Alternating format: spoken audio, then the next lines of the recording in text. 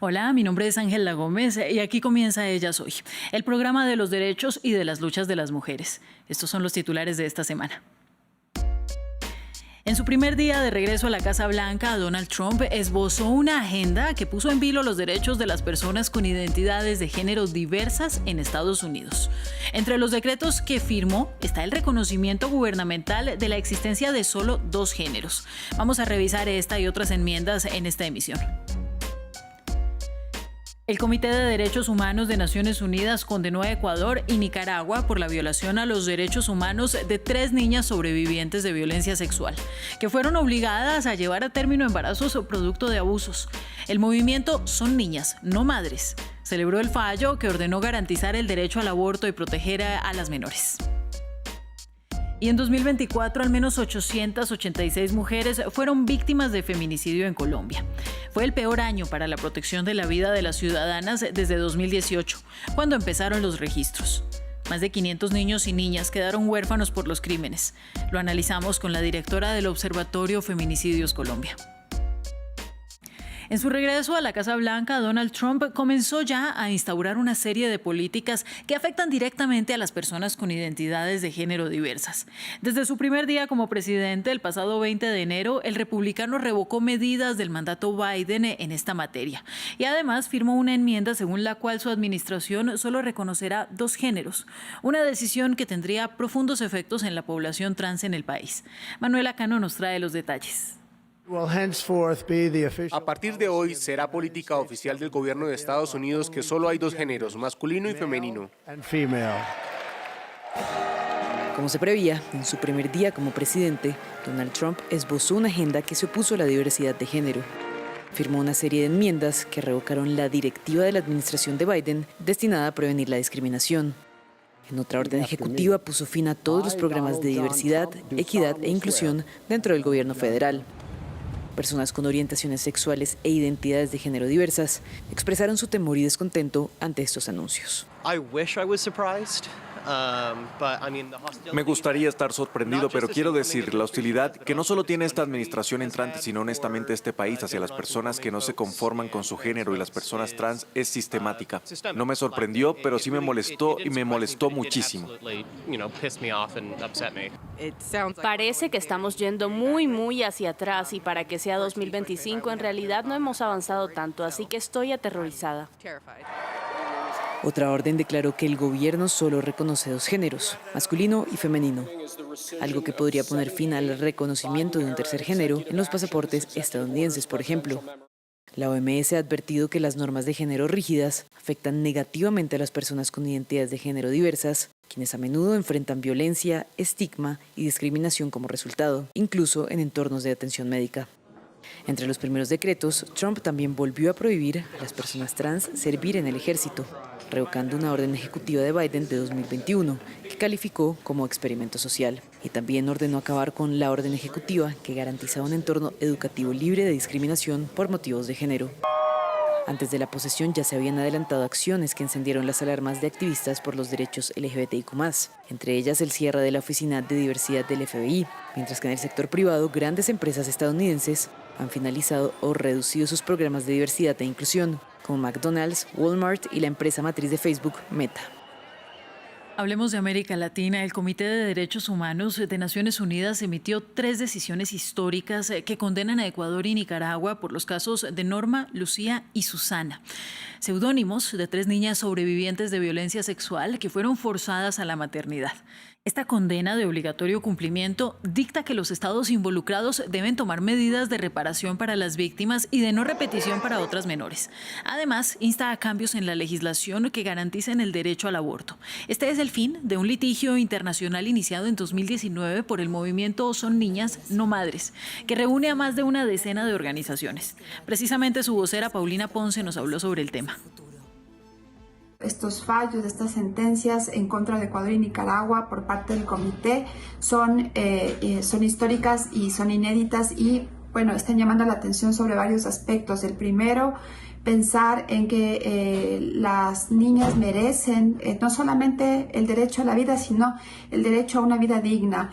Estos impactos de los que hablábamos definitivamente son muy complejos en las niñas y ellas merecen que todo el sistema de protección garantice esta dignidad en su vida. También el comité ha hecho una reflexión sobre que no tener disponibles servicios de salud sexual y reproductiva y en particular los servicios de aborto constituye en un trato cruel e inhumano y también en una forma de discriminación.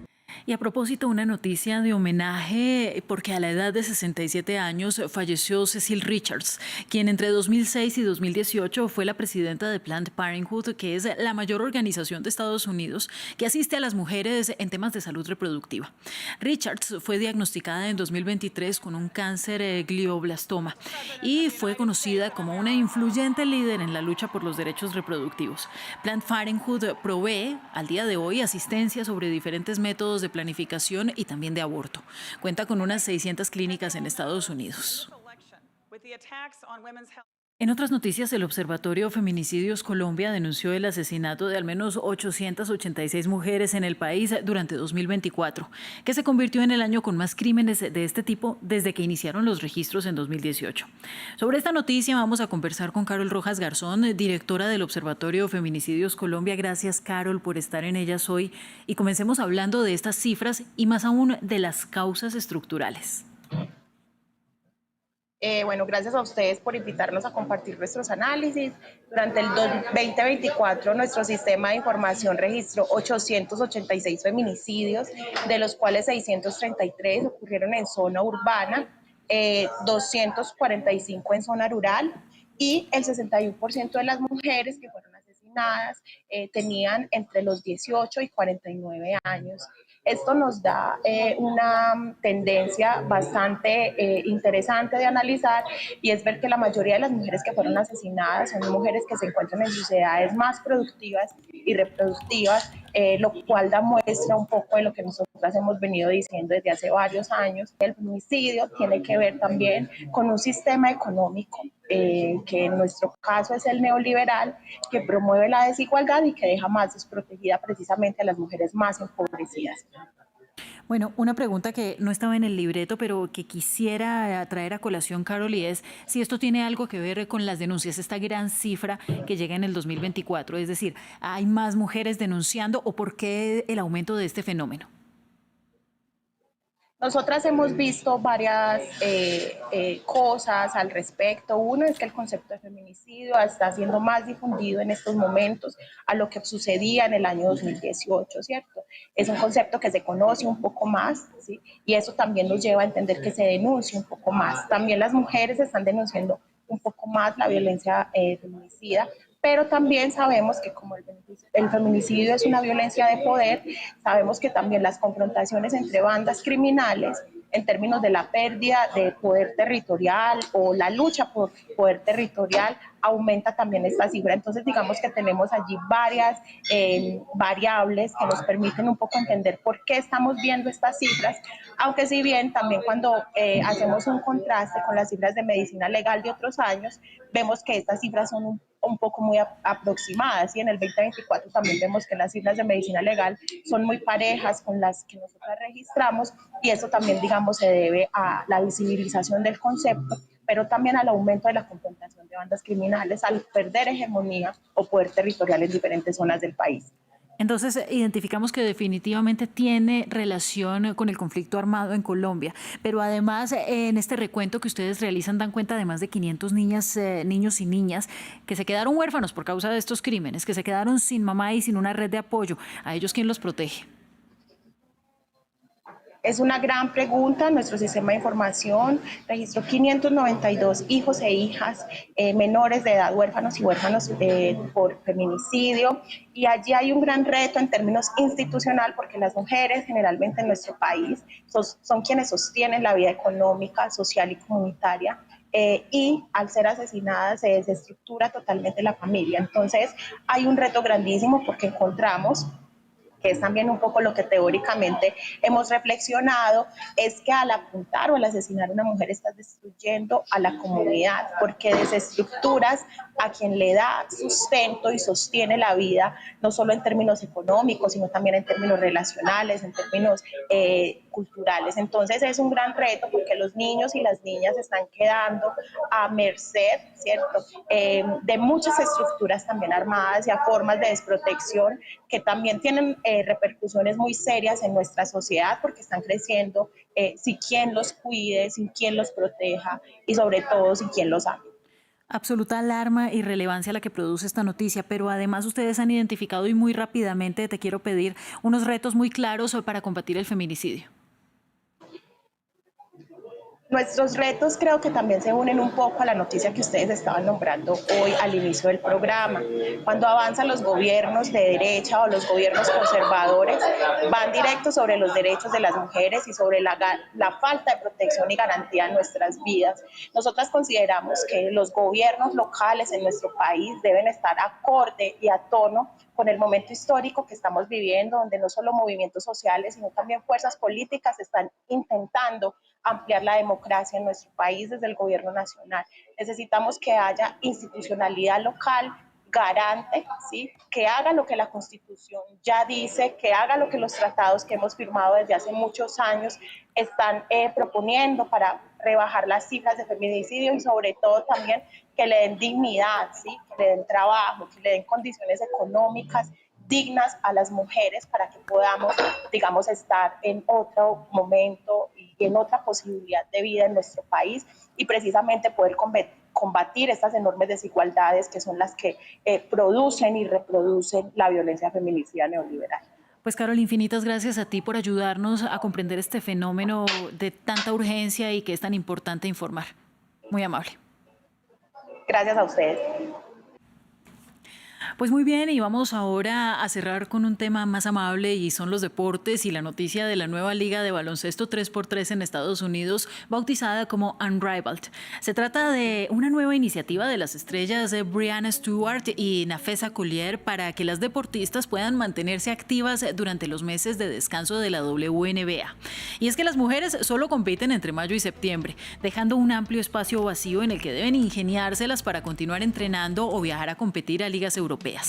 En esta primera edición serán 10 semanas de juegos con 6 equipos y 36 jugadoras.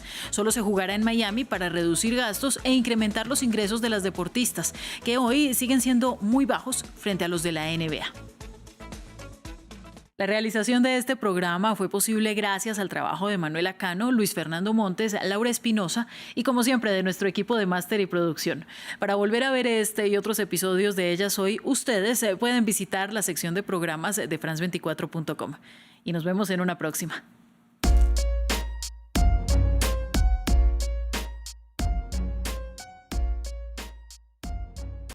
¿Hacia dónde va Europa? ¿Cuál es su peso en la balanza global? Un repaso a la actualidad de los 27 países de la Unión Europea, con reportajes y entrevistas de nuestra corresponsal en Bruselas. Europa Hoy, en France 24 y France24.com. Soy Mario Carbonell, su corresponsal de France 24 en español en México. Siga conmigo todas las noticias de México en nuestros noticieros y en la programación diaria. Mario Carbonell, uno de los 200 corresponsales de France 24 en el mundo. Para estar al día con la actualidad, únase al WhatsApp de France 24. Infórmese en tiempo real, en cualquier momento. La actualidad del día ya está disponible para los miles de seguidores del canal de WhatsApp de France 24 en español.